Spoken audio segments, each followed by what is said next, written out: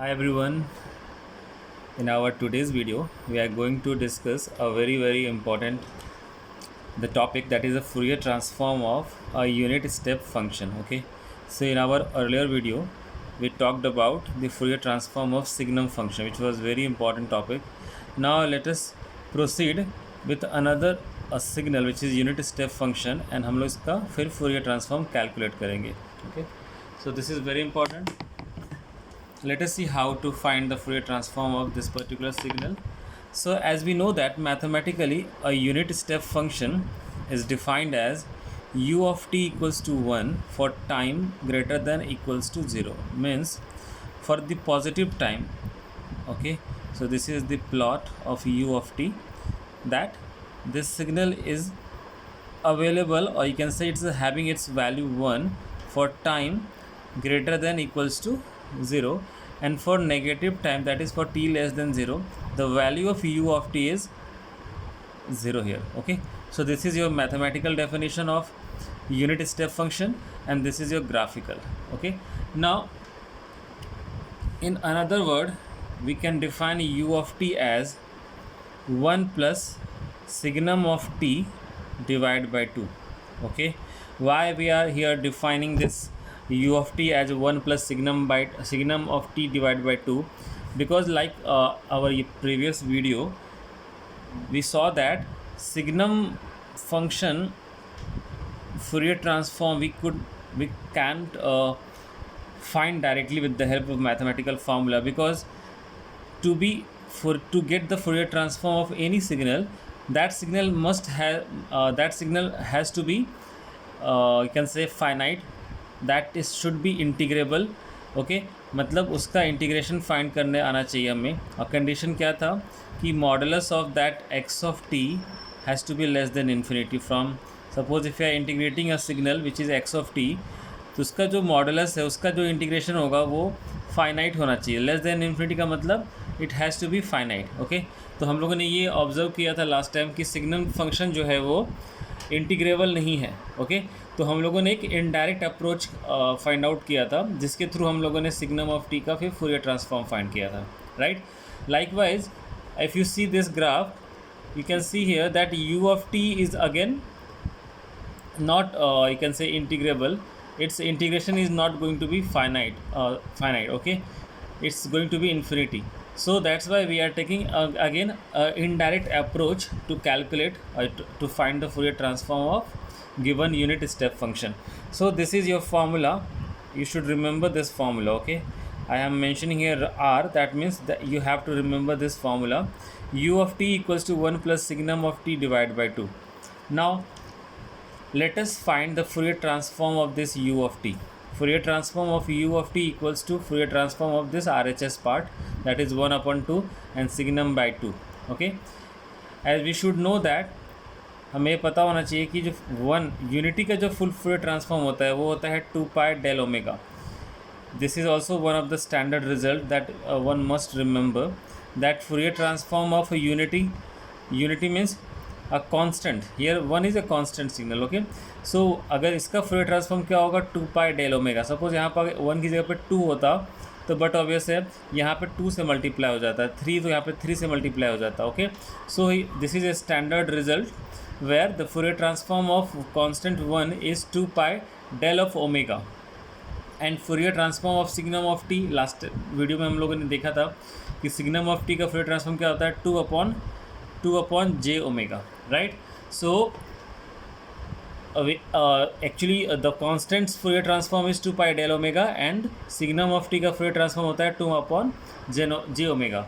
So simply अगर इसको हम सिंप्लीफाई करें Fourier transform of 1/2 and Fourier transform of this signum by 2, तो आप देख सकते हो कि यहाँ पे Fourier ट्रांसफॉर्म 1/2 मीन्स आप 1/2 को अगर आप देखो तो इस तरह का कांस्टेंट. ओके, अगर 1 का 2 पाई डेल ओमेगा हो सकता है तो 1/2 का क्या होगा 1/2 से मल्टीप्लाई कर देंगे हम 2 पाई डेल ओमेगा को. Right, and then signum of t का होता है 2 अपॉन जे ओमेगा, तो सिग्नम बाई 2 का क्या होगा, सिंपली 1/2 बाहर आ जाएगा और सिग्नम ऑफ टी का 2 अपॉन जे ओमेगा हो जाएगा. Now let us simplify this 2 will be cancelled out, this 2 will be cancelled out, and you will get the Fourier transform of u of t, that is pi del omega plus 1 upon j omega. in many of the books they write directly 1 upon j omega. This term they do not mention, okay? But if you have to get the exact result of u of t, then this is the only way to find the Fourier transform of unit step function, जिसमें ये del omega भी, पाई del omega part का जो part है आपका वो भी आना चाहिए, ठीक है? So this way we have understood how to find the Fourier transform of a unit step function. Simply u of t को हम इंटीग्रेट नहीं कर सकते. I mean to find its Fourier transform this condition has to be fulfilled. लेकिन आपको पता है u of t एक कांस्टेंट फंक्शन है और इसका जो इंटीग्रेशन आएगा वो इन्फिनिटी आएगा. That's why this is not directly realizable with the help, I mean the Fourier transform of this signal is not directly realizable. For that we are taking here indirect approach to find the Fourier transform. So you must remember this formula u of t equals to 1 plus signum of t divided by 2, जहाँ पे फिर हम इसका Fourier transform find करेंगे.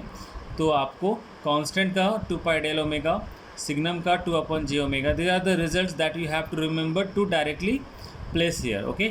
You of t के result को find करने के लिए कुछ रिजल्ट्स हैं प्रीवियस सिग्नल्स के जो आपको डायरेक्टली यहाँ पे यूज़ करना है, and then we can obtain here the Fourier transform of u of t. I hope this Fourier transform of u of t is clear now. Now let us proceed with another very important signal. Generally आपके examination में ये आता है कि find the Fourier transform of a rectangular pulse और gate signal. See, the rectangular pulse which is drawn here is the standard, this is your standard gate pulse, okay? इसको हम लोग रेफरेंस की तरफ स्टडी करेंगे और इसके ही बेसिस पे फिर अलग अलग तरह के और रेक्टेंगुलर पल्स आते हैं जो कि इससे डेराइव होता है. So that's why this is your और rectangular pulse which is centred at the origin. मतलब ये एक ऐसा रेक्टेंगुलर पल्स है जिसका पॉजिटिव में और नेगेटिव में इक्वली, यानी ये सिमेट्रिकल है और ये सेंटर्ड है at t equals to 0 second पे, ओके? इसका इक्वल हाफ इधर भी है और इधर भी है, okay? So we will find its Fourier transform. Before finding the Fourier transform of any signal, just try to represent that signal's mathematical equation, okay? सबसे पहले हम क्या करने की कोशिश करेंगे कि हम किसी जो दिया हुआ सिग्नल है उसका मैथमेटिकल रिप्रेजेंटेशन क्या है वो हमें पता होना चाहिए, ओके? सो मैंने आपका देखो, we started with the module 1 जहाँ पे ये डिस्कशन मैंने किया था कि जितने भी सिग्नल्स हैं बेसिक, और you can say the elementary signal और you can say the standard signals, अगर आप उसको अच्छे से समझ रहे हो then the next modules become very easy, whether it is Laplace transform, Fourier transform और जेड ट्रांसफॉर्म और any other module which is. So that's why the module 1 is highly important, जहाँ पे हम स्टैंडर्ड सिग्नल्स कौन कौन से होते हैं, उनका ग्राफ, उनका मैथमेटिकल इक्वेशंस, ये सब हम लोग स्टडी कर चुके हैं already, okay? So let us directly write here the mathematical equation of this rectangular pulse. See, ये ग्राफ है, इस ग्राफ को देख के ही आपको ये इक्वेशन लिखते आना चाहिए, या फिर ये इक्वेशन अगर आपको पता है तो आपको ग्राफ ड्रॉ करते आना चाहिए. I will try to explain here. See, this x of t is a rect means rectangular, and this is a function of time t upon t. This is a standard you can say the representation of a rectangular pulse for this graph, okay? And this equation's value is a. अच्छा, ये जो signal है इसकी value a है, right? ये a की ये जो वैल्यू a है ये कौन से टाइम के लिए है, तो आप देख सकते हो ग्राफ पे कि -t/2 से लेकर +t/2 तक इसकी वैल्यू क्या है, कांस्टेंट है a. It is constant eight value a, okay?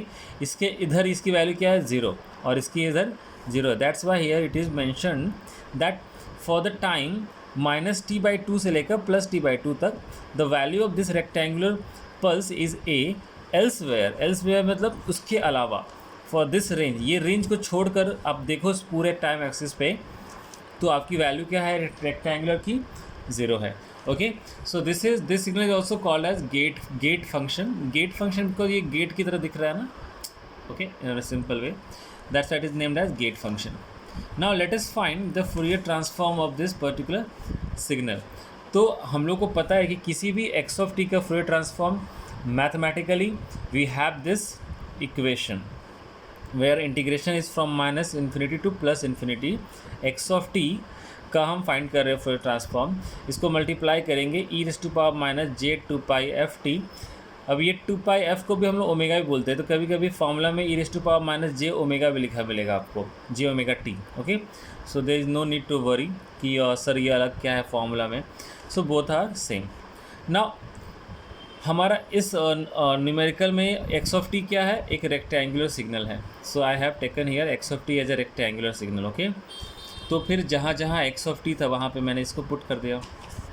अब ये जो लिमिट है आपका माइनस इन्फिनिटी से प्लस इन्फिनिटी, इसको मैंने ना ब्रेक कर दिया है 3 पार्ट्स में। क्यों ब्रेक किया है, we will try to understand here from the graph. See, from this is the minus infinity से लेकर माइनस टी बाई टू तक एक्स ऑफ टी की वैल्यू क्या है, इधर 0 है। वैसे ही टी बाई टू से लेकर प्लस इन्फिनिटी तक इसकी वैल्यू फिर से क्या है, 0 है। यानी कि एक रेंज आपका ये हो सकता है टाइम का, दूसरा रेंज हो सकता है माइनस टी बाई टू से लेकर प्लस टी बाई टू, और तीसरा रेंज हो सकता है टी बाई टू से लेकर plus infinity. So actually integration में तो कहाँ से कहाँ तक जाना हमारा लिमिट है, माइनस इन्फिनिटी से plus infinity.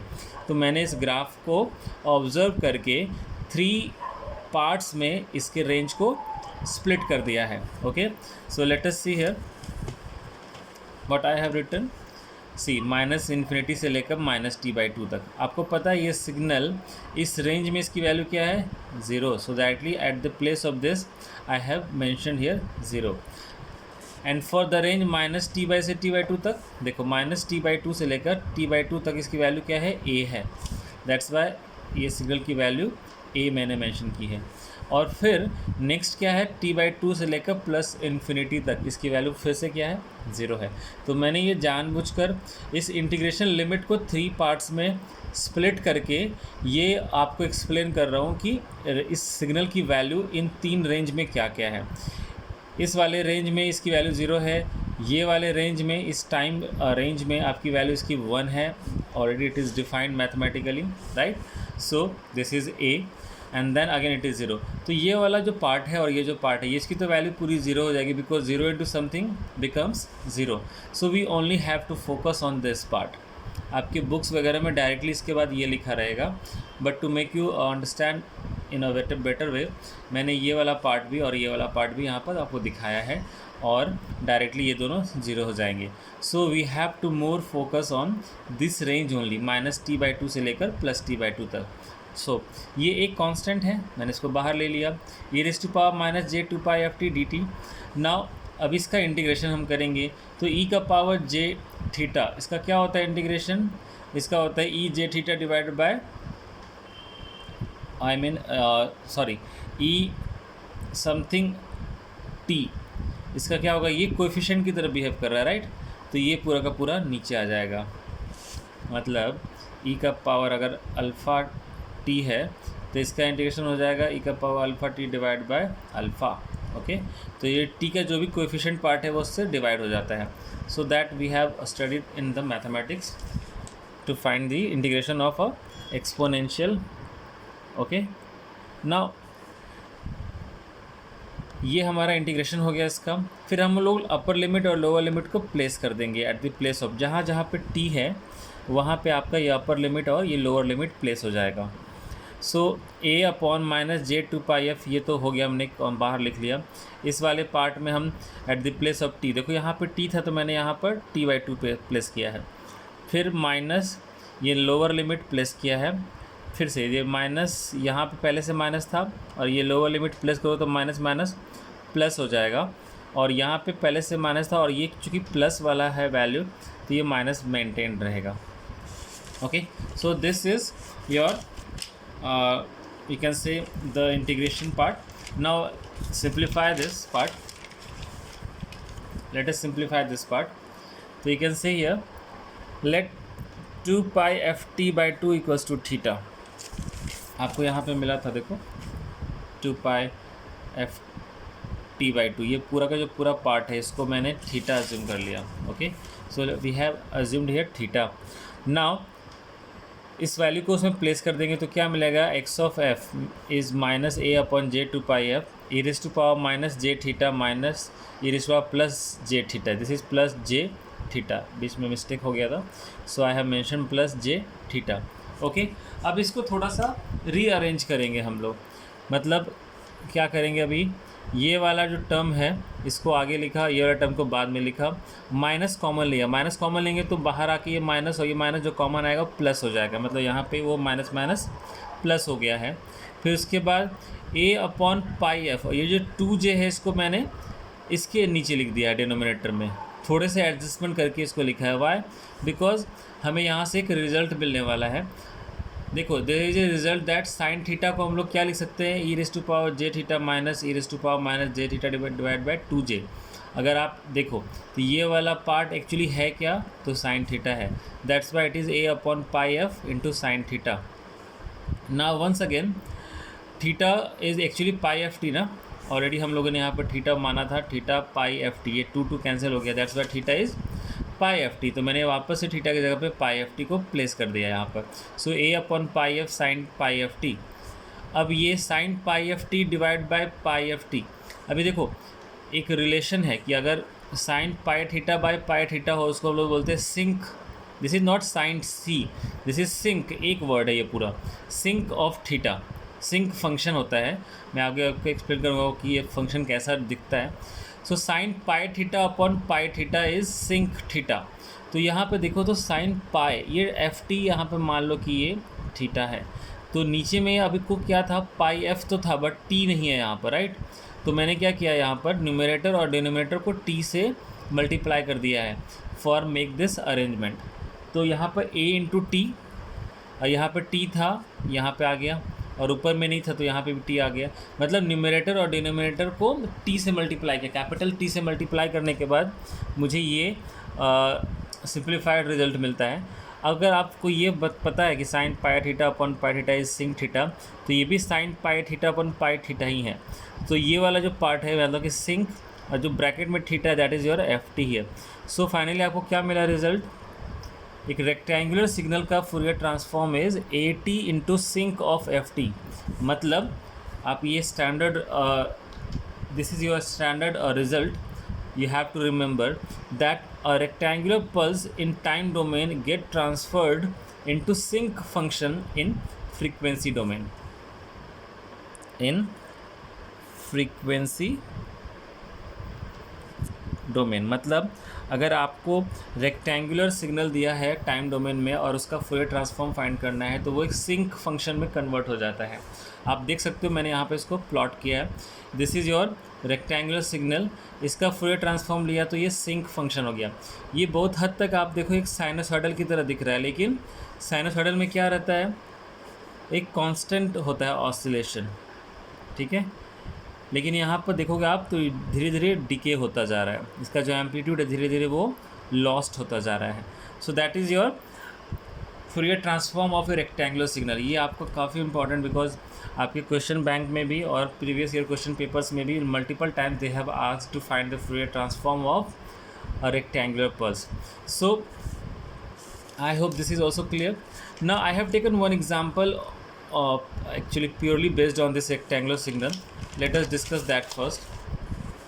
See, here example is obtain the Fourier transform of the rectangular pulse as shown. अभी आपके पास एक देखो एक दूसरा rectangular pulse है, ये जो हम लोगों ने अभी डिस्कस किया था वैसा नहीं है। हम लोगों ने अभी ये डिस्कस किया था कि ये centred at the origin, equal half इधर इक्वल हाफ। ये कैसा है, अगर आप इससे इसको कंपेयर करोगे तो ऐसा लग रहा है जैसे इसको पूरा इधर शिफ्ट कर दिया गया है ऑन द राइट साइड। मतलब मैंने यहाँ देखो एक्सप्लेन किया भी है इस चीज़ को। The given rectangular pulse is a shifted rectangular pulse, मतलब ये जो पल्स है ये एक शिफ्टेड रेक्टेंगुलर पल्स है। तो हम लोग के पास स्टैंडर्ड रेक्टेंगुलर पल्स है, इसका जो डेफिनेशन होता है वो क्या होता है, rect T upon capital T, और ये जो है इससे ही बना हुआ है लेकिन इसको शिफ्ट करके बना हुआ है, ठीक है। तो हम लोग एक्स ऑफ टी को क्या लिख सकते हैं, it is shifted, this signal x1 of t is shifted. अच्छा, कितने अमाउंट से शिफ्ट हुआ है, तो अगर आप इसको कंपेयर करो तो ये 0 है, ये t/2 है और ये कैपिटल T है, मतलब कि ये या t/2 यानी कि t/2 और आगे शिफ्ट हुआ है, यानी कि पूरा ये t/2 अमाउंट से शिफ्ट हुआ है, दैट्स वाई -t/2 वाला पार्ट 0 पे आ गया, 0 वाला पार्ट t/2 पे है और t/2 वाला पार्ट t पे है, मतलब this is shifted on the, this signal is shifted on the right side and we obtained this signal. So this x of t is nothing but your this x1 of t, but this time is shifted by amount t/2. तो इसलिए फिर इसको ऐसा लिखा है rect t minus t/2 divide by capital T. So यहाँ पर एक हम लोग प्रॉपर्टी यूज़ कर सकते हैं फूरियर ट्रांसफॉर्म का. So here to find Fourier transform of shifted in time domain signal, we can directly use property of Fourier transform, and that property is time shift property. See here, just a minute. Okay, and what is that property? If x of t equals to x of f after taking its Fourier transform, then अगर आप signal को shift कर रहे हो by TD amount, so it is nothing but आपका जो x of f है उसको किससे मल्टीप्लाई करना है मुझे, e⁻−j2πf, और यहाँ पे वो पैरामीटर आ जाएगा shift parameter. Shift parameter is here t/d, तो यहाँ पे आ गया. अब यही कॉन्सेप्ट यूज़ करो यहाँ पर. आपका जो सिग्नल है जो स्टैंडर्ड रेक्टेंगुलर सिग्नल है उसका फूरियर ट्रांसफॉर्म क्या होता है, अभी हम लोगों ने चेक किया पहले कि ये सिंक होता है, that is AT sinc F T मतलब. तो यहाँ पे अगर शिफ्ट किया मैंने t/2 अमाउंट से, तो ये वाला जो पूरा पार्ट है ये किससे मल्टीप्लाई हो जाएगा, e⁻−j2πf, ये आपका शिफ्ट पैरामीटर से. सो दैट्स वाई अब ये 2 कैंसिल हो गया, तो ये क्या हो जाएगा, e⁻−j πft सिंप्लीफाई हो गया. सो likewise we obtained the Fourier transform of a shifted rectangular signal. I hope now it has become more and more clear that how to use the properties of Fourier transform. यहाँ पे हम लोगों ने directly formula use नहीं किया है, हम लोगों ने स्टैंडर्ड रेक्टेंगुलर पल्स का जो रिज़ल्ट है वो हमने रिमेंबर किया है, एंड देन उस पर एक प्रॉपर्टी का हेल्प लेकर हम लोगों ने ये कैलकुलेट किया है. ओके, सो आई होप अगर आपके एग्ज़ाम में मान लो ये सिग्नल ना आकर अगर ये सिग्नल आता है, तो आपको बस देखना है कि ये वाले सिग्नल का फूरियर ट्रांसफॉर्म क्या होता है, and then by using the time shift property आप डायरेक्टली इसका भी वैल्यू फाइंड आउट कर सकते हैं. आपके हो सकता है ये MCQs में भी आ सकता है.